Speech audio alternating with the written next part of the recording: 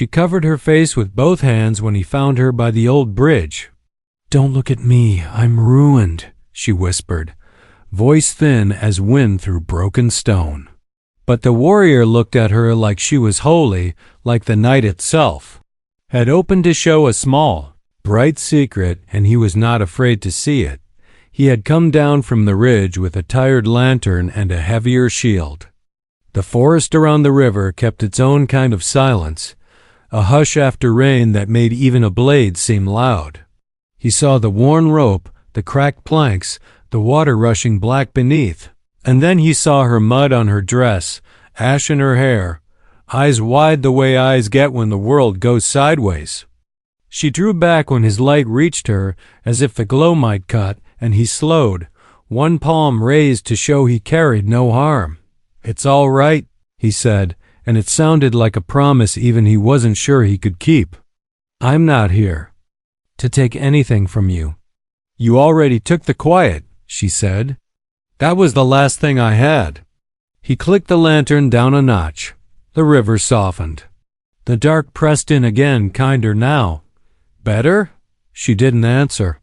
She kept her hands where they were, hiding whatever she thought would break him to see. He noticed how her wrists shook. He noticed the way her shoes hung ragged from the wet. He noticed that there was a trail behind her footprints blown thin by the rain. As if she had been running for so long that even the ground had grown tired of her dot, he set the shield by his feet and leaned his sword against it. The leather at his hip creaked. The buckle sighed. He stood there empty-handed to show he could be trusted, and for a moment, in the hush, he let himself be just a person, not a fighter, not a keeper of oaths or a carrier of old battle stories. "Please," she said, voice small. "Don't look." "I can't help it," he said. "You're here." That made her laugh, a breath of sound that might have been a sob if it had one more ounce of weight to it. She dropped her hands a fraction, enough to show a cheek, a line of soot, the pale curve of a scar that had healed poorly. He didn't flinch. He had seen worse on the faces of people who still found a way to sing. He had seen worse on his own. "People say the warrior came back from the mountain," she said, as if she were telling a story to make herself brave. "They say he lays down his sword in places where it isn't needed and lifts it where it is.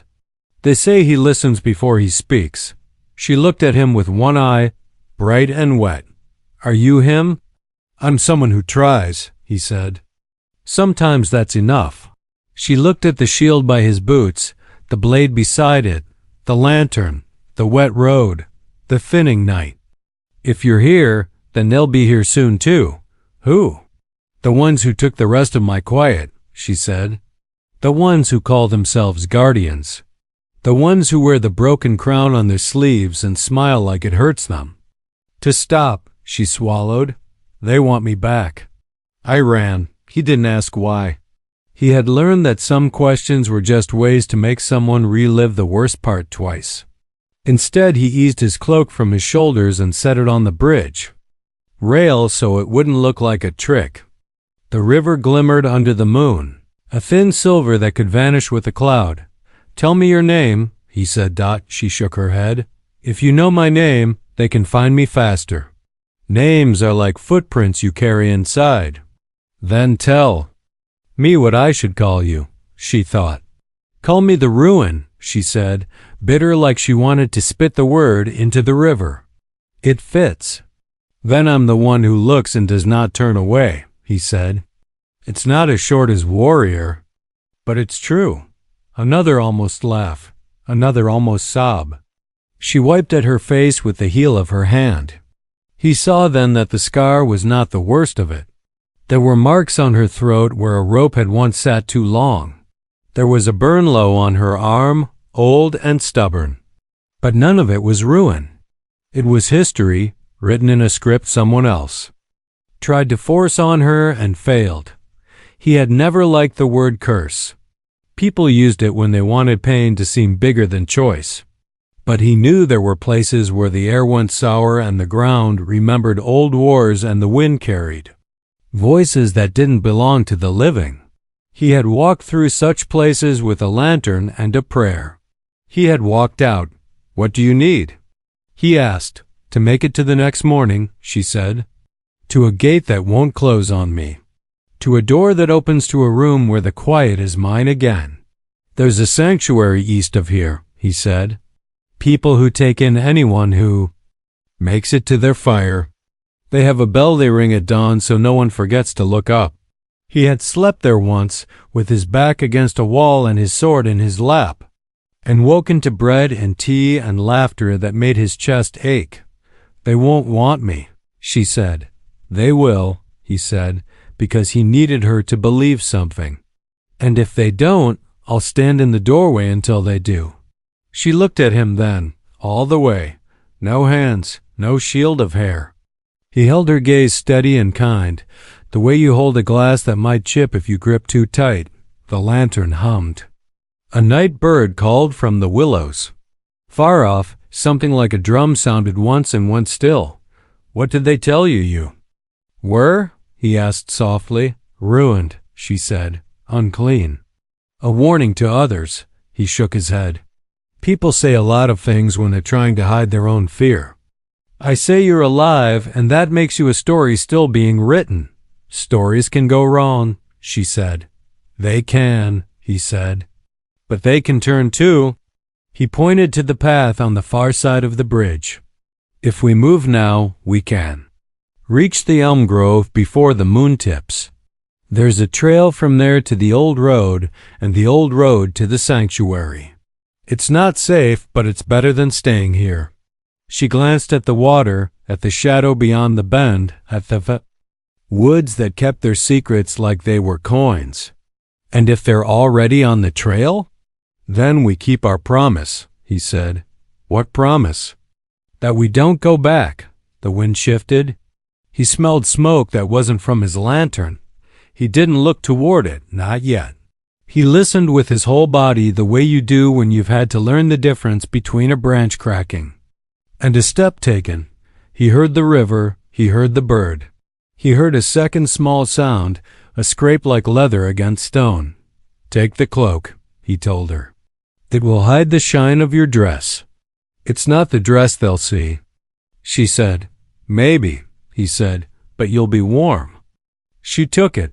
She wrapped herself in it like it was a door she could shut. It looked soft on her, not because the cloak was soft, but because she allowed it to be. He felt something shift in the night, a thread pulling tight. "Why are you helping me?" she asked. "Because once, a long time ago, I said the same thing you did." He touched the scar at his own jaw, small and thin, the kind of mark you can miss if you aren't looking. "Someone looked at me like I was holy, too. It changed the way that ground felt under my feet." She breathed in, slow. "I don't know how to be holy." "You don't have to be," he said. "You just have to walk." They went together across the bridge. The planks complained but held. On the far side, the path climbed and then bent left under a long wall of ivy where the stones had slipped apart. He kept his lantern low, swinging in a rhythm he knew would not carry far. She kept a pace that told him she had run enough for many nights but could still run more if the world asked for it. "Tell me about the sanctuary," she said, like she needed a picture to put in front of her fear.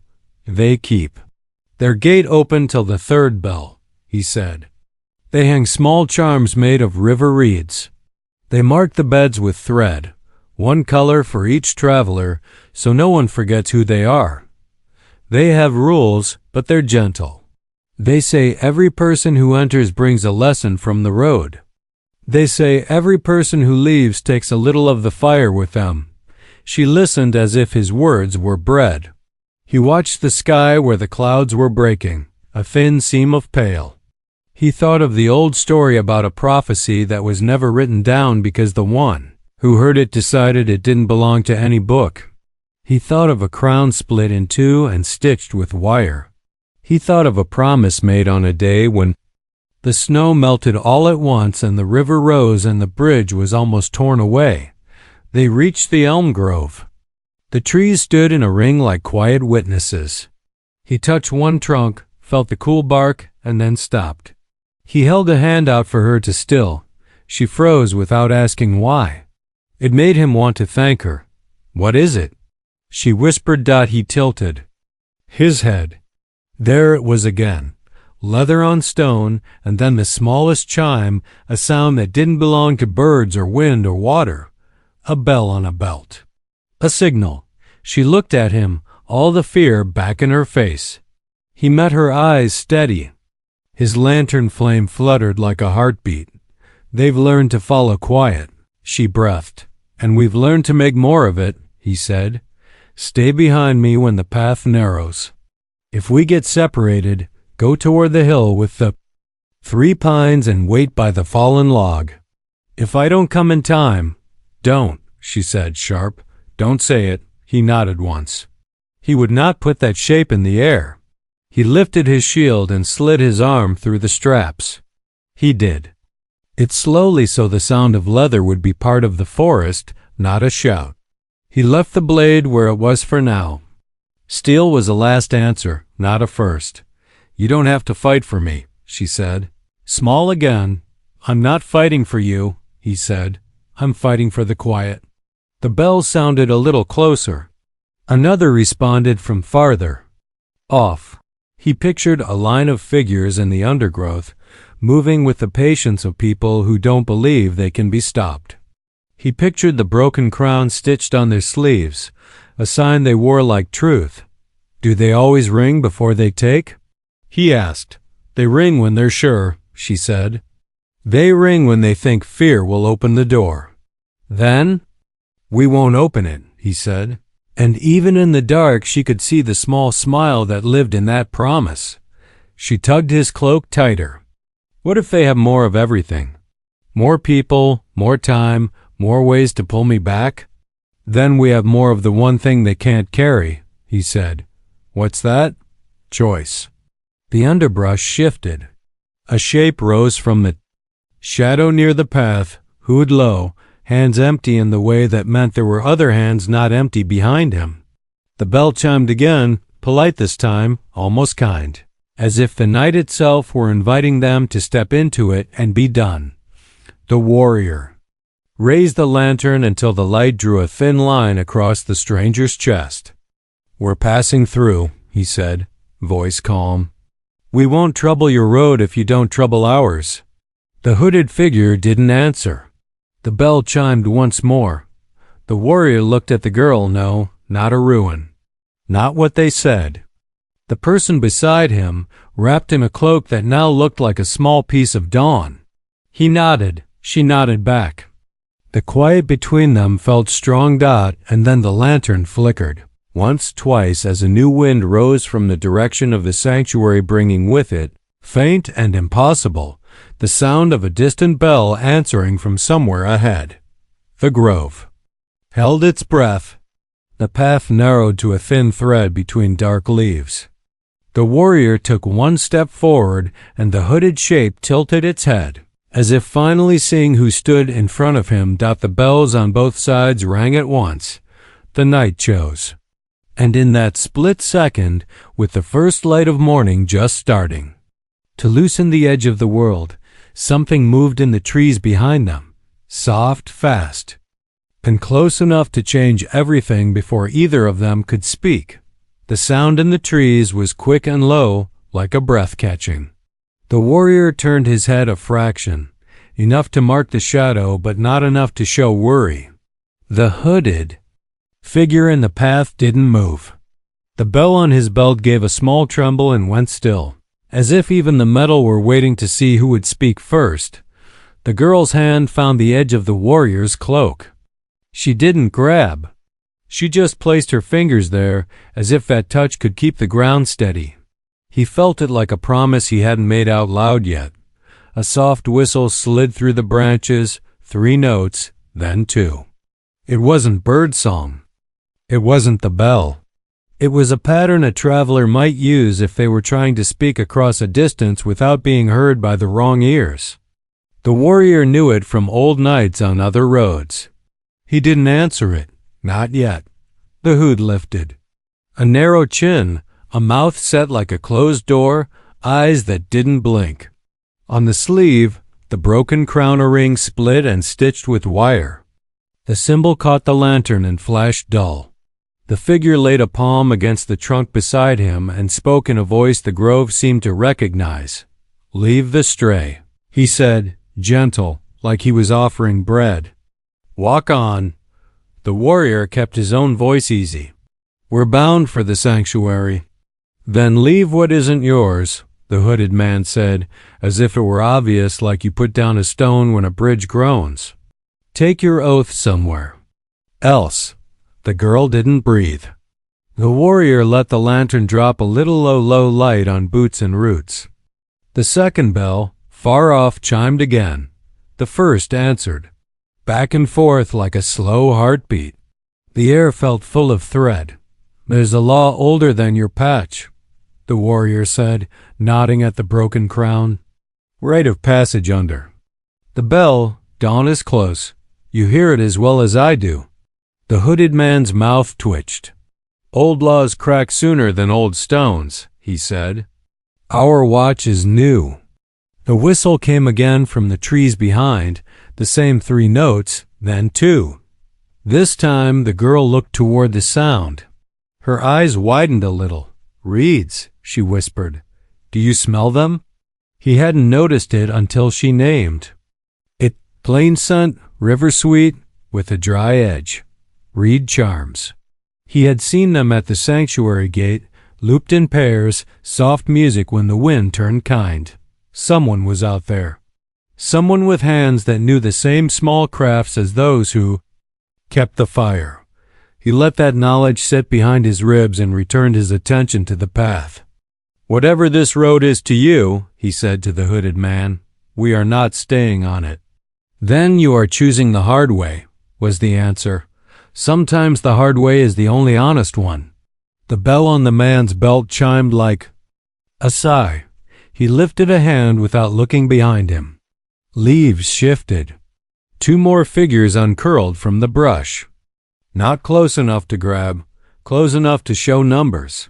The girl's fingers pressed the cloak again.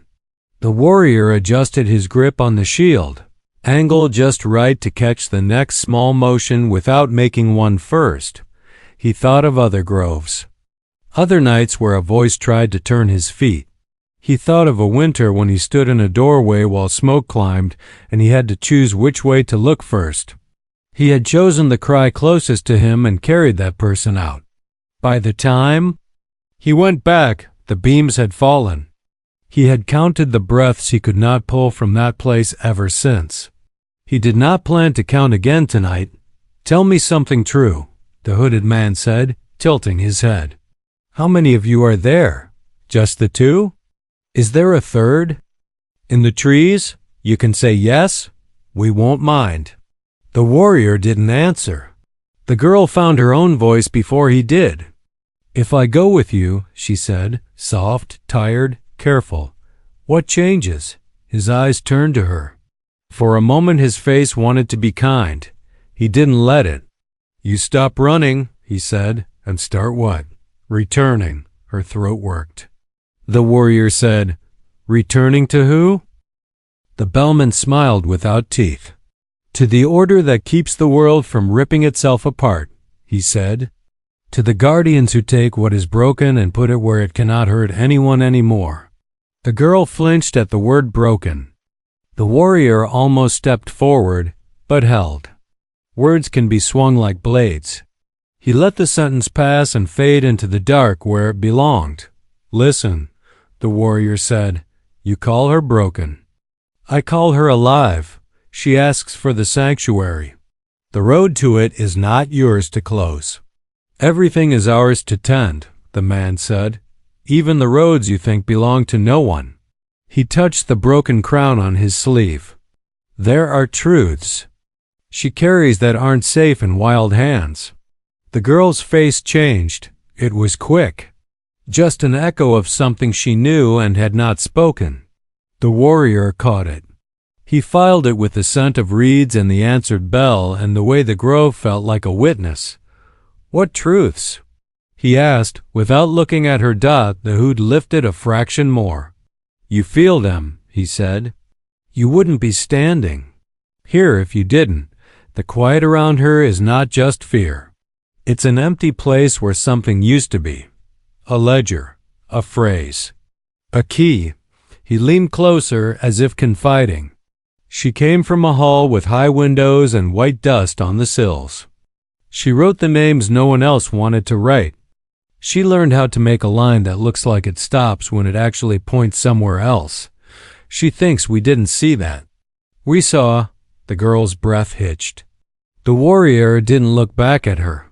He kept his eyes on the hooded face and said, Steady. You talk like someone who thinks he knows the weight of things he never had to carry. Something else moved in the branches, closer now. Not one person. Two. The reed smell grew. A little charm clinked. The warrior finally answered the whistle, not with sound but with the smallest turn of his lantern, half a circle, then a pause. The old road signal. If you were from the sanctuary, you would know. If you weren't, it just looked like a hand shifting. Tell him, the girl whispered, so low he almost missed it. Tell him what you were before you took up the shield. It wasn't the time to open himself. It wasn't the place. But truth was its own kind of tool, and sometimes people leaned on it without realizing. He kept his voice even. I was a keeper at the mountain pass, he said. I counted feet on the snow. I counted days between storms. I wrote down the names of those who didn't make it, so someone would remember. Then a year came when the snow didn't stop and the counting didn't change the end. The mountain taught me what oaths mean when they cost you. I left. I carried what I could carry, which turned out to be the part where you still stand when someone asks you to. The hooded man listened like he was sorting pebbles into piles. You learned sorrow, he said. We all do. I learned to. Stay with it, the warrior said. The man flicked his fingers. The two shadows behind him shifted slightly, a slow move to close the curve. Stay with this then, he said, almost kind again. Put down your quiet stranger. Walk on with your lantern and your neat lines about old laws. You'll feel better tomorrow when her footsteps aren't behind you. The warrior took one step forward. Just one. It changed the way the grove felt. The bellman's eyes narrowed. The warrior's voice stayed calm. If you touch her, he said, you pick a fight with more than me. Who? The sanctuary? The man made the word soft, as if it were a sweet fruit he could bite. They've forgotten how to keep their walls high. Their bell is pretty. It doesn't change the math. The bell from the east rang again, louder now, not just one. A second, smaller one answered, and then a third, bright as a coin, dropped. On a table. The hooded man's gaze flicked that direction without meaning to. When he looked back, the warrior was closer by the length of a breath. The shield faced him, not raised to strike, only present. The girl spoke, not to either of them, but to the night. I didn't take anything, she said. I didn't steal. I wrote what I was told. And then I saw which names disappeared after I wrote them. It was like they were never born. I asked who had that right, and they told me to keep my head down and let the paper speak. But words can be bent. I bent them back. That's all I did. I made the line point where it should have pointed in the first place. The hooded man shook his head, still pitying. You moved the trail markers, he said. Now people are walking where you want them to. I moved them to the truth, she said, steadier now. If that hurts your map, maybe your map was wrong. The grove was quiet after that, the kind of quiet that isn't empty. In it, the warrior heard the last piece he needed. The thing she carried wasn't a book. It wasn't a key you could hold. It was a way through. A path written in the way her hand leaned when she wrote. No wonder they wanted her back. No wonder the sanctuary had lit more than one bell. Leaves stirred in the trees behind. Two figures. stepped out not with weapons, but with open hands. Reed charms looped at their wrists. Faces plain, eyes calm the way people get when they've stood a long time at a gate and learned how to look for tired and hungry before they look for trouble. They didn't speak. They didn't need to.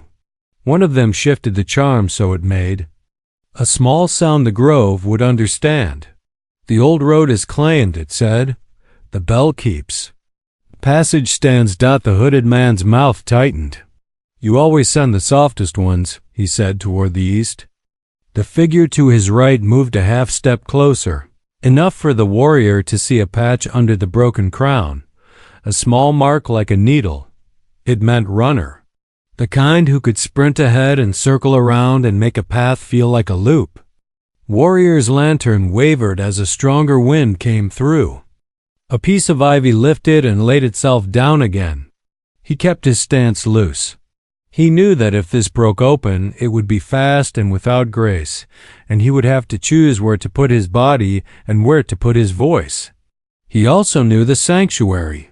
Folk behind him wouldn't start a fight in a grove if there was another way. The bell was still ringing. Sometimes sound itself could be a wall. Walk, the reed charm person said, very low from behind his shoulder. We'll keep the thread. The hooded man heard it. You think a thread will hold? He asked, amused and almost sad. It's held longer than your wire, the warrior said. For a moment no one moved. Then the bellman lifted his hand again, and the two shapes at his back stood easy, not relaxed but not over-eager. He spoke to the girl as if they were alone. You lit a fire in the place where records sleep, he said. You burned the part. That let us change what needed changing. You did it with ink, not flame. That is clever. Clever isn't the same as safe. Her jaw worked. If something can be changed without anyone knowing, it should be written where everyone can see. She said, That's not ruin, that's repair. The warrior felt the ground decide under his feet. He took a step backward, just enough to angle his body between the hooded man and the girl. The reed charm pair shifted with him, taking up the tale of that choice like they'd been waiting for it. Last chance, the hooded man said. The bell at his belt trembled once, as if wanting to speak and being held back. Leave her. The warrior thought of the mountain and the doorway and the long winter and the counting that never changed the end. He thought of the quiet she had asked for and the small, holy way her face had turned toward the reed smell without words. He breathed out and let the breath carry his answer. No. The bellman let his hand fall. The two behind him moved. The reed charm folk slid to meet them, not with force but with placement. Bodies where the path narrowed, arms wide, voices gentle and firm at the same time. The grove filled with a rustle. That sounded like rain starting, even though the sky was dry. The bells from the east kept time. The lantern flame bent and then stood steady again. Stubborn dot as they edged, step by slow step, the girl began to talk in a quiet stream. Not to the hooded men, to the warrior and maybe to herself. She told him about the hall with the high windows and the dust that settled on ink and skin the same way. She told him about a supervisor who always spoke about order and kindness in the same sentence and always forgot the second part by the end. She told him how she learned the worn corners of the ledgers, the spots where your wrist rested, the way the fiber of the paper pulled at the nib when your hand was tired. She told him about the day she copied a name twice and only saw one line left in the book the next morning. She told him how she went back through older volumes and found gaps that shouldn't be there. Months where nothing bad or good had happened, which meant a lie had become a shape. She told him that's when she started to tilt the strokes. A hair to the left for truth, a hair to the right for pressure, a curve like a path that pointed to a place the ledger couldn't swallow. She told him how a kind person with a key noticed and didn't report her, and how that person went missing 2 weeks later and came back with a silence in their eyes that didn't belong to them. She told him how ash got in her hair not because of fire, but because of the way the old pages shed when she pulled the ones they hid into her coat and ran. He listened the way you listen when someone gives you the map you didn't know you needed. He let the information settle in his bones. He measured it against the grove and the bells and the broken crown and the wire and the word ruin and the word holy and the old law about passage that some people remembered and some people pretended was a story. The path bent. The old road showed itself. 3 flat stones half buried in the dirt, set in a line that only made sense if you were looking for it. The reed charm pair stood on either side. The warrior felt the pull in his chest like a compass finally finding north after too long spinning. The hooded man saw the stones too. His eyes went narrow, then very tired, as if this was not the first time someone had walked where he didn't want them to. He touched the broken crown again, a habit, almost like prayer. "You won't like what the sanctuary asks," he said, almost a whisper now. "They will want the truth you carry, not just your feet." The girl didn't look away. "Good," she said. "I'm tired of holding it alone." The warrior stepped onto the first stone. The ground under it felt cool and honest. The bell from the east rang once, clear enough to prickle skin. Behind, the bell at the hooded man's belt finally chimed. Without his hand, as if it had given up on waiting, he lifted his lantern to light the second stone. The girl stepped beside him. The reed charm folk were a pace back, keeping the thread. The hooded figures were a pace forward and to the sides, keeping a different sort of line. A wind ran through the grove and flipped a leaf onto the third stone like an invitation. The warrior set his foot where the leaf landed. The girl followed. The bells answered each other again, front and back. A sound like a door thinking about being opened. The hooded man made a small motion with his hand, and the runner to his right slipped into the understory, fast and low. The reed charm to the warrior's left breathed a warning.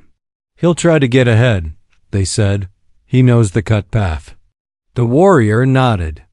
The sanctuary was closer now, but the road between here and there held more than stones and bells. It held promises and the kind of choices that make your hands sweat even when the air is cold.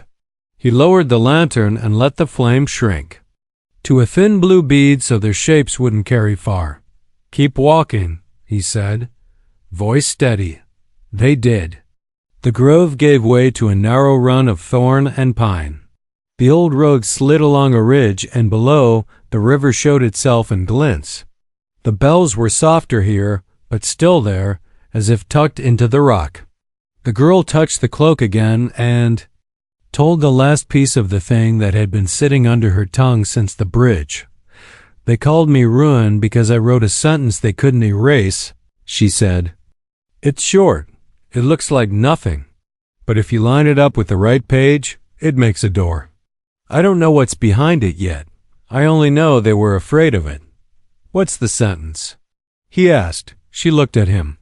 She weighed the space between his question and the trees and the bells and the people walking both ahead and behind. "I'll tell you when we can see the fire," she said. He accepted that. "Some things you don't ask to hold until your hands are dry." Runner's shadow flashed across the slope below. The reed charm folk hissed softly. The hooded man on the path behind did not call out. He trusted his runner to do the thing runners do. The warrior measured the distance, the angles, the part where the ridge pinched and made a choke point ahead. Knew what the next hour might ask of him. He also knew the girl was right. There was a sentence somewhere that opened a door, and when a door opens, a room changes shape. People who had built their work on a certain shape do not like that. The old road tilted toward the eastern sound. The lantern flame trembled and then steadied. The bells faded to a hum in the bones. The trees thinned enough to show a smear of light far off, low to the ground, not the sun too soft, too steady. The sanctuary's fire or another trick. The runner's shadow vanished. The path bent into a narrow cut between stone. The air cooled. They stepped into the gap as a hand no bell, no crown, just a hand reached for the girl from the dark on the right. The warrior moved without thinking. The reed charms sang. The bells swelled. And the story they were walking decided to show them how much of it was still unwritten. The hand that reached from the dark was fast, fingers clawing for the girl's arm. The warrior's shield met it with a heavy crack, pushing it back into the stone. A hiss came from the shadows, low and sharp, but not words. The girl stumbled against him, clutching the cloak tighter. The reed charms behind them rattled like warnings in the wind. The runner had circled ahead. That much was clear now. His body was built for speed, for cutting corners and striking when the path tightened. But this strike was not to kill, it was to take. To drag her back into the dark where the bells couldn't follow. The warrior stepped forward into the gap, widening his stance to block it. The runner melted into shadow again, quick as smoke. The girl's breath came sharp, too loud in the narrow stone corridor. She pressed her back to the wall, eyes darting for any shape that might break from the black. They won't stop, the reed charm folk said softly. They'll run until they wear you down. That's how they hunt. The warrior nodded, though his eyes never left the cut ahead. He had faced enemies who relied on numbers, on steel, on fire. But the guardians with the broken crown hunted differently. They waited for weariness, for the mind to stumble before the body did. They were patient. And patience, he knew, was more dangerous than any blade. Behind them, the hooded man still stood in the grove, just watching. He hadn't followed into the cut. His voice came thin through the rock, drifting like mist. Every step you take. East makes you theirs, he called. You think you're walking free, but you're only changing keepers. The girl shivered, her hand gripping the cloak so tightly her knuckles turned white. She had heard words like that before, he guessed spoken. In halls where order was preached like prayer. He didn't answer. Words thrown from a distance were like stones thrown from a cliff. Dangerous if you stood still, harmless if you kept moving. The narrow cut opened onto another stretch of ridge, with pines bending low over the path. The air smelled heavier here, less clean. The river below was hidden by fog. The bells had faded, distant now, their strength muffled by rock dot. The girl's voice broke the quiet. When I first ran, I thought they'd catch me before the first dawn. I thought I'd collapse and they'd lift me back like a doll and put me in the hall again. But I kept moving, and the world opened more than I thought it could. It was. Like every step past the gate was a secret they'd never told us. Trees taller than any tower. Water that spoke louder than any command. And the silence, it was mine. Just mine. She swallowed. That's why they want me back. Not just. For what I wrote, for what I saw. The warrior looked at her. And you'll see more, he said. That's what they fear. She almost smiled, but then the sound came again, the runner's whistle. 3 notes, then 2, but twisted, not like the reed call. It was a signal. The reed charm folk stiffened. He's calling others, one of them whispered. The warriors. Jaw tightened. That meant the runner wasn't alone ahead. They had more waiting on the ridge. The guardians were weaving a net, and every path east would grow tighter. He glanced back. The grove behind them had already disappeared into dark. Going back was no longer an option. The girl must have read the thought in his face. There'll always be more, she said. They're everywhere. Every road, every record, every place with walls. They think the whole world is their hall. Then, we walked the roads between, the warrior said. The ridge dipped, winding into a small hollow where the fog pooled thick. The air felt damp, heavy enough to slow their lungs. Here the shadows pressed closer. The reed charms clicked gently as if trying to keep courage alive. The girl walked near him, her steps uneven but stubborn. She didn't ask to rest. She knew there was no resting here. From the fog came a faint flicker like light reflected on water, but not the sanctuary's fire. It was too low, too sharp, too quick. The warrior raised his lantern slightly, the blue flame catching the mist. Then he saw it. Stakes in the ground, iron-tipped, strung with wire. A trap. Not to kill, but to funnel. The kind of snare that guided travelers into a single place where choices narrowed to none. The reed charm folk whispered at once. Urgent. They've set a cradle. If we enter it, they'll close it. The girl's eyes darted, searching the fog. Is there another way? Always another way, the warrior said, though his voice was lower now, careful. He scanned the slope. The rocks to the right were jagged but climbable. The left dropped toward the unseen river, the sound of its water muted by mist. The runners. Whistle cut the air again, closer this time. The warrior knew they had minutes at most. He turned to the girl. Can you climb? She nodded, though her face was pale. If I have to. You have to? They turned to the rocks, moving quick, but silent. The warrior climbed first, steady and slow so she could follow his steps. The reed charm pair stayed close, their soft movements practiced. The fog curled around them, hiding and revealing in turns. Halfway up, a stone shifted under the girl's foot. She gasped, slipping. The warrior caught her wrist before she could fall. For a heartbeat, her face was inches from his eyes wide, mouth tight with fear. Don't let go, she whispered. I won't, he said, voice sure as iron. He pulled her up until her feet found ground again.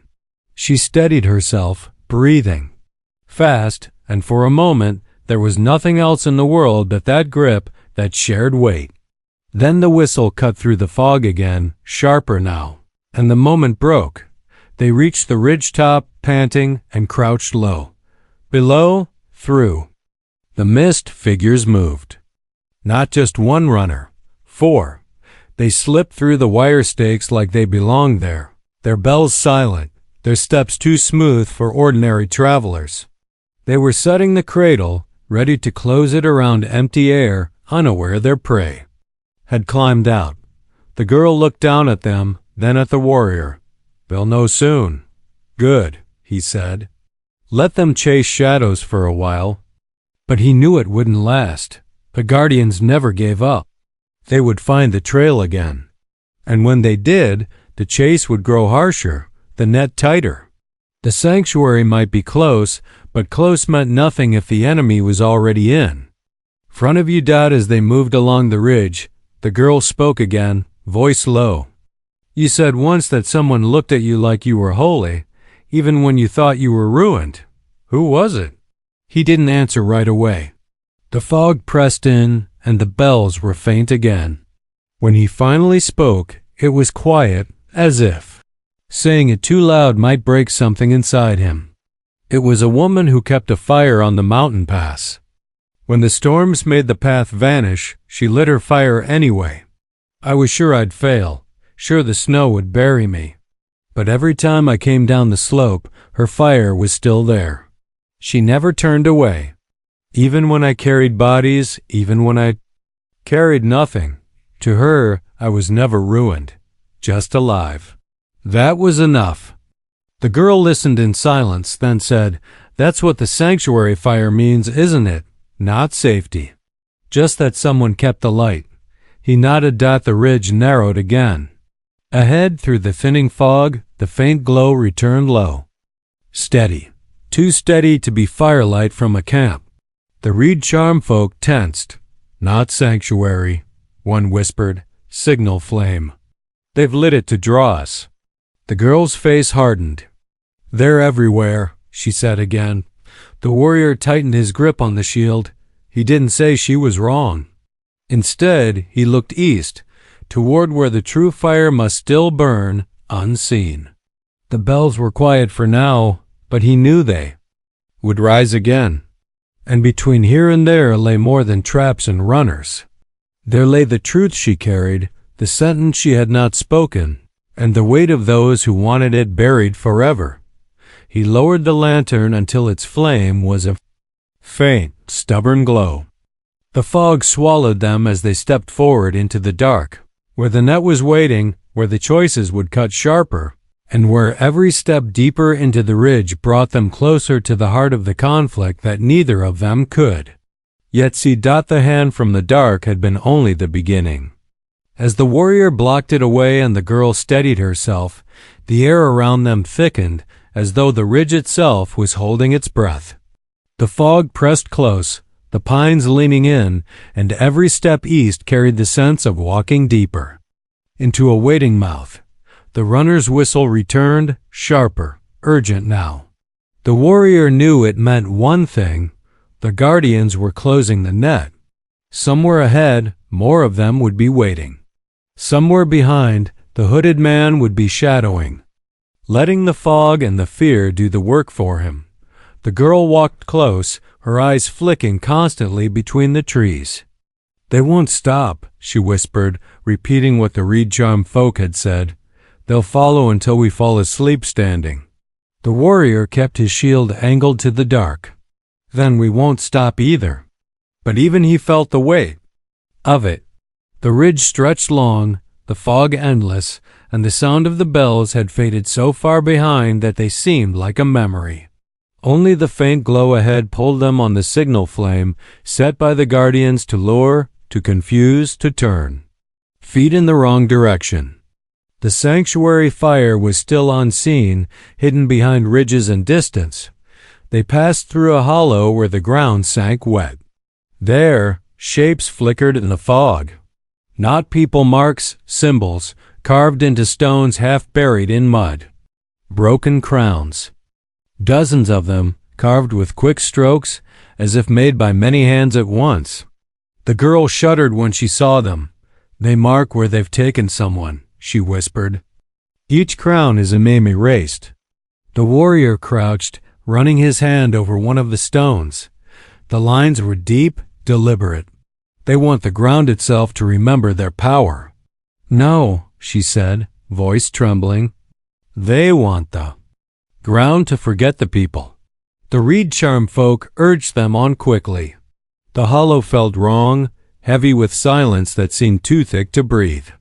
As they climbed out, the warrior noticed the girl's shoulders hunching as if she carried not just the cloak, but all those carved crowns pressing on her back. The whistle sounded again, closer this time, and answered by another. The guardians weren't just following now. They were calling to one another, signaling the final tightening of the circle. The ridge narrowed into a spine of rock. On one side, the drop vanished into mist and rushing water. On the other, a steep slope choked with thorns. The path forward was thin, almost forcing them into single file. The girl stopped suddenly. "They want me alive," she said, voice low, hollow. "That's why they haven't struck. They don't care if you fall. They don't care if anyone else does.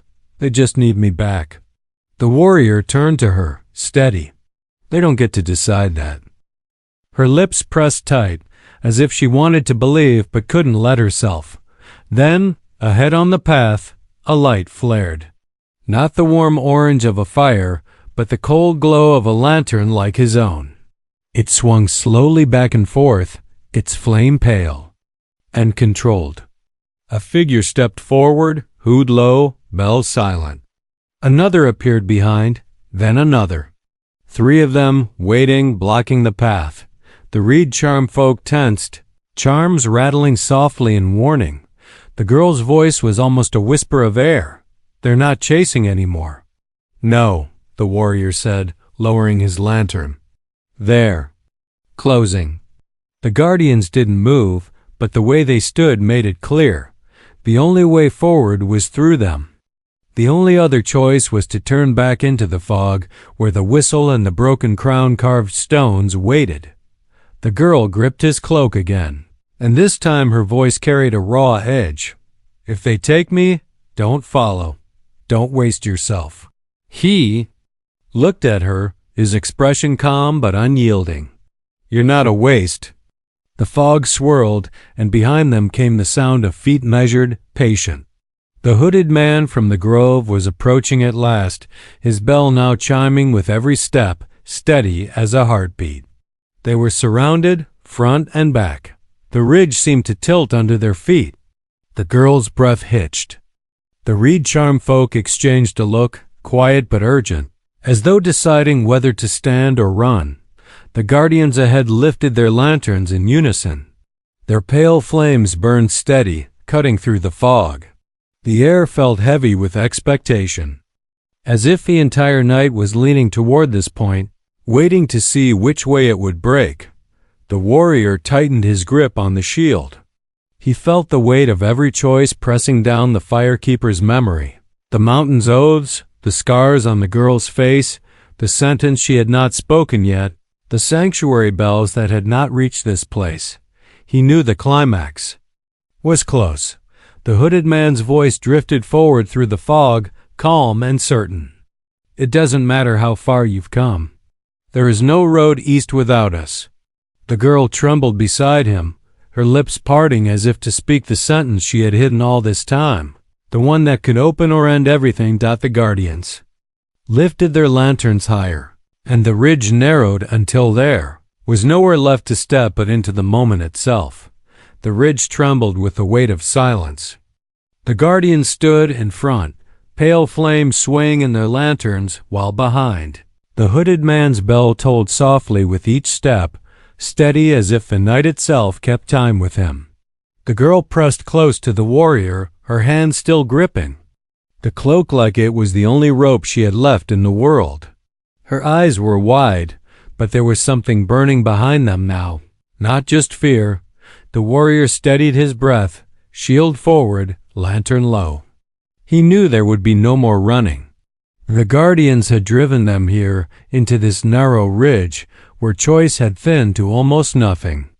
Almost, but not entirely. The hooded man's voice cut through the fog, smooth, calm, sure. "There is no road east without us. Give her back, and your path will be your own again." The girl's chest rose and fell too quickly. She whispered, not to him but to herself, "They think I'm only one sentence."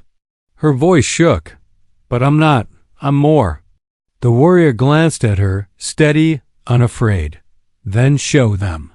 Her lips parted, and at last she spoke the line she had been carrying since the hall. Simple words, nothing grand, but as they left her mouth, the air itself seemed to pause. It was a sentence about truth, about how what is written cannot erase what has been lived. The guardians froze. Their lantern flames shivered. The fog shifted, as though even the night had been listening. The hooded man hissed, anger cracking. His calm, "You don't know what doors you've opened." But the girl did. She lifted her chin, her voice gaining strength. "I bent the lines back to where they belonged. I showed that records lie if they serve fear. And once you see that, you can't unsee it." The guardians ahead stepped forward, but their movements were uneven now, less sure. The pale flames of their lanterns faltered, as if the truth she had spoken had cracked their grip. The warrior raised his shield and took a step forward, not striking, but holding space. "You wanted ruin," he said to them. "But what stands here isn't ruin, it's repair." The Reed Charm folk behind them rattled their charms, letting the soft sound fill the ridge. The noise was small, almost fragile, but it spread like threads through the fog. It was the sanctuary song, reminding the night that light could be gentle, not cruel. The girl's scarred face turned toward the guardians. She no longer hid it.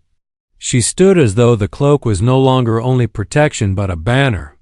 The warrior looked at her and thought again of the fire on the mountain pass, the one that never went out. She was that now, a flame kept despite. The storm. The hooded man's bell rang again, louder this time, trying to drown her words. But the echo was broken, jagged, and the guardians in front shifted uneasily. Their formation wavered. One lowered his lantern. Another looked back toward the grove, doubt in his stance. "You can't hold people forever," the girl said, voice clear now. "You can cage a book, you can burn a record, but you can't bind the living. They'll always right themselves again." The warrior's hand tightened on his shield. "You've already lost," he told the hooded man. For a long moment, the fog hung heavy. Then, as if the night had decided, the lanterns of the guardians sputtered out one by one. Only the warrior's small flame remained, steady against the dark. The hooded man let out a sharp breath, almost a growl. But he did not move closer. His bell rang once more, then fell silent. "You think the sanctuary can keep you," he said, bitterly. "But the world is larger than their fire. When it goes out, we will be waiting." The fog swallowed him then, his shape thinning until only the faint smell of smoke remained. The ridge was quiet again, except for the river below and the rattling of the reed dash charms. The girl exhaled, trembling as if her body had only now realized it was still alive. She looked at the warrior, her eyes wet but fierce. "We made it through," she whispered. "Not yet," he said gently. "But the road is open." They moved east, step by step, and soon the fog began to thin. Through the break in the trees, a glow rose, not the sharp trick of a signal flame, but the warm, steady fire of the sanctuary. It flickered against the sky, golden alive, and the sound of bells carried on the wind, clear and welcoming. The girl stopped for a moment, staring at it, her whole body shaking. "It's real," she said, voice cracking. "It's really there." The warrior nodded. "It always was.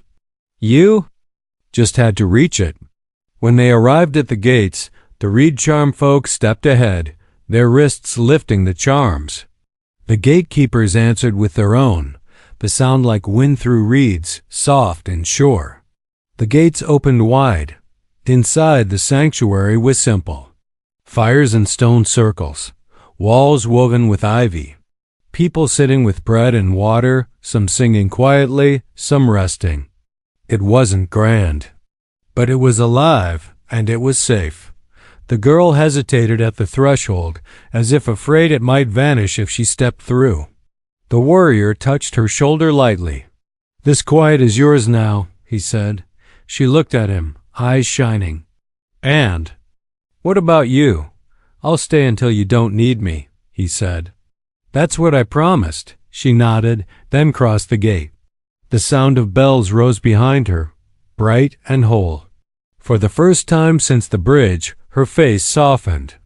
Not healed, not free of scars, but steady. She was no ruin. She was holy in the way survival is holy, in the way truth refuses to be silenced. The warrior followed her inside. He laid down his shield by the fire and let himself breathe. He knew the guardians would not stop forever. He knew the broken crown still hunted in the dark. But for now here, the fire burned, and that was enough. As dawn broke over the sanctuary walls, the girl sat by the fire and wrote her sentence again, not in secret this time, but in the open, where all could see. What is lived cannot be erased. Others gathered to read it, to nod, to carry it in their own way. The warrior watched her, a faint smile on his face. He thought of the firekeeper at the mountain, of promises that cost but were worth keeping. He thought of how one person's quiet could change more than 100 loud commands. When the bells rang the third time, bright in the morning air, the sanctuary answered with laughter and song. The girl's shoulders eased. The warrior leaned back, letting the light of dawn touch his scar. The road ahead would not be simple, but the truth had been spoken. The net had been broken, and the fire still burned. And so the story ended not with ruin, but with repair. Not with silence forced, but with quiet chosen. A reminder that even in the darkest ridges, even when the bells of fear close in, there is always another road and always someone willing to walk it beside you.